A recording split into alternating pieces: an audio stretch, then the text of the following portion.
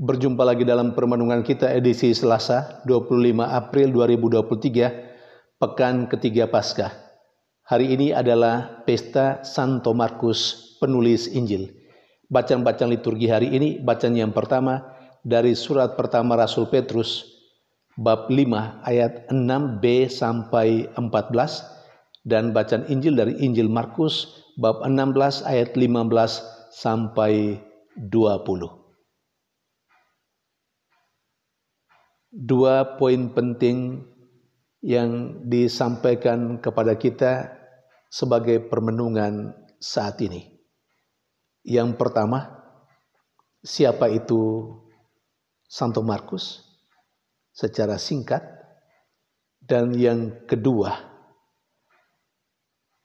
apa saja yang dipesankan oleh kedua bacaan liturgi hari ini.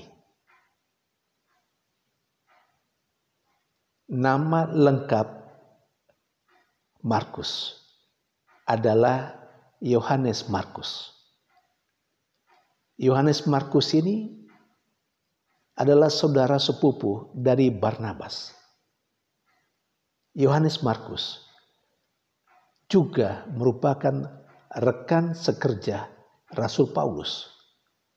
Dan Yohanes Markus juga merupakan murid kesayangan Santo Petrus, sampai Petrus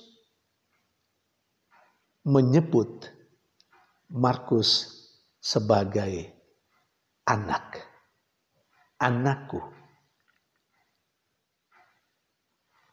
Santo Markus salah satu dari penulis Injil, selain ketiga penulis Injil yang lain.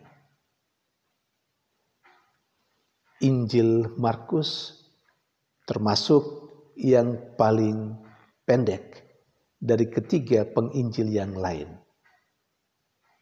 Tetapi dia punya ciri khas yang tidak ada pada yang lain, pada ketiga Injil yang lain. Sumbernya berangkat dari khotbah-khotbah Santo Petrus tentang kata-kata Yesus.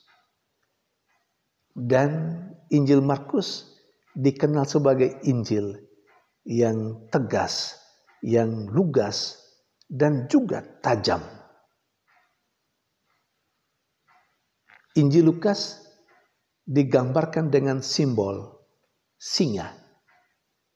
Selain karena Injil ini ditulis dengan lugas, dengan tegas dan tajam, tapi juga karena Injil Markus diawali dengan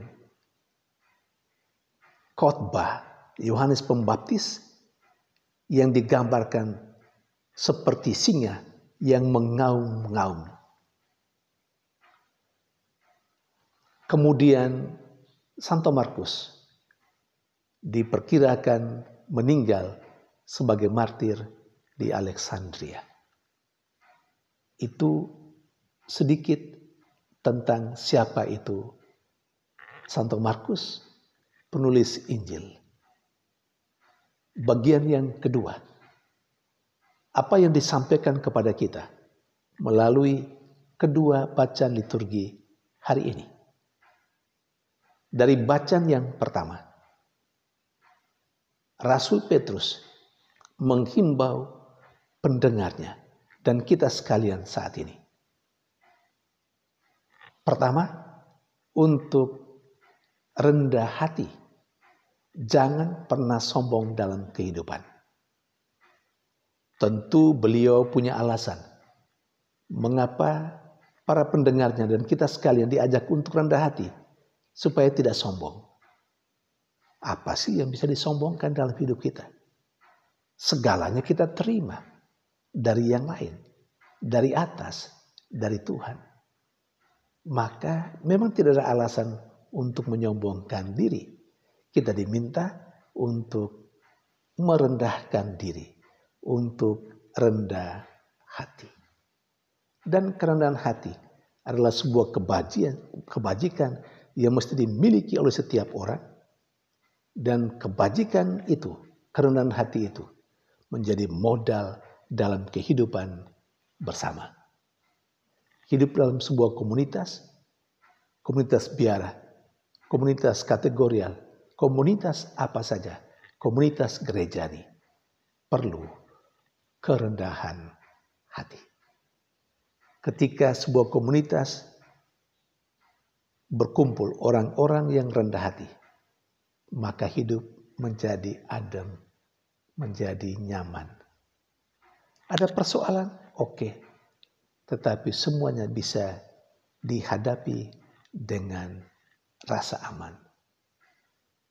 Yang kedua, Rasul Petrus juga mengajak para pendengarnya saat itu dan kita saat ini untuk menyerahkan segala kekhawatiran kita kepada Tuhan. Memang hidup tidak gampang, baik pada zaman Petrus dulu maupun sekarang ini. Orang selalu mengatakan hidup adalah perjuangan. Mengapa hidup adalah perjuangan? Ya karena hidup itu penuh dengan kesulitan dan tantangan. Maka orang harus berjuang kalau mau hidup. Ada banyak kekhawatiran tentang hidup, tentang pekerjaan, tentang berbagai macam persoalan yang membuat manusia, yang membuat kita khawatir. Rasul Petrus mengajak kita semua untuk menyerahkan kekhawatiran kita itu kepada Tuhan. Dalam dan bersama dengan Tuhan, semua persoalan termasuk kekhawatiran akan bisa terselesaikan pada waktunya. Tinggal kita mesti bersabar, menunggu Tuhan berkarya memproses semua persoalan kehidupan kita. Memang di sini terkadang terjadi persoalan karena di satu sisi kita sebagai manusia menghendaki supaya persoalan hidup kita, kekhawatiran hidup kita cepat terselesaikan menurut waktunya kita. Tetapi sebagai orang beriman, kita yakin dan percaya ketika Tuhan ada bersama dengan kita. Dan ketika kita menyerahkan semua persoalan hidup kita kepada Tuhan, maka biarkanlah Tuhan yang menyelesaikan itu dan biarkanlah Tuhan menurut waktunya sendiri menyelesaikan persoalan kita. Jadi kalau kita sudah menyerahkan itu, semua kekhawatiran kita pada Tuhan, biarlah Tuhan yang mengatur semuanya. Kita jangan lagi menuntut menurut pemikiran dan waktunya kita.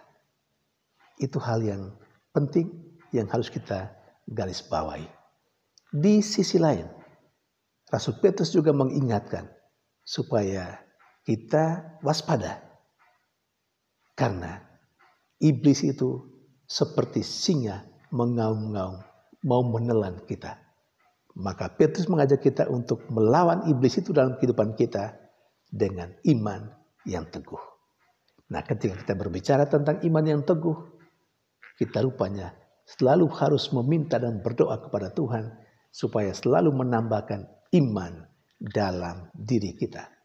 Karena seringkali iman kita loyo, iman kita lemah. Dan karena itu banyak kali kita kalah terhadap serangan iblis.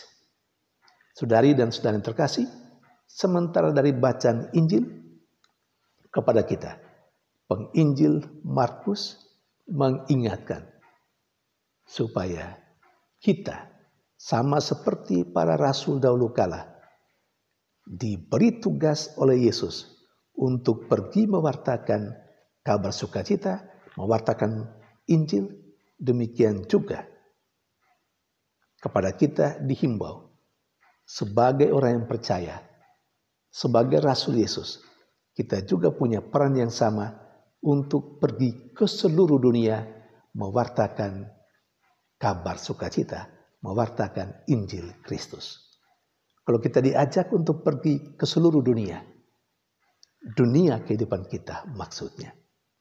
Bukan dunia artinya kita pergi melanglang buana. Itu juga, tetapi yang dimaksudkan dan paling mungkin untuk melaksanakan pewartaan seperti itu adalah dunia kehidupan kita, dunia di mana kita berada, dunia pergaulan kita, dunia pekerjaan kita, dunia komunitas kita. Di sana kita harus hadir dan mewartakan kabar sukacita, mewartakan Injil.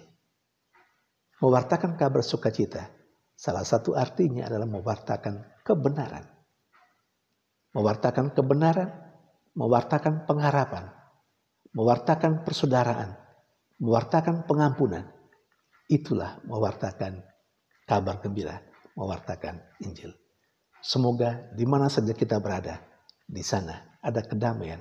Karena kita hadir untuk membawa sukacita dan kedamaian, kegembiraan, dan juga pengharapan bagi orang yang hidup bersama dengan kita. Tuhan memberkati.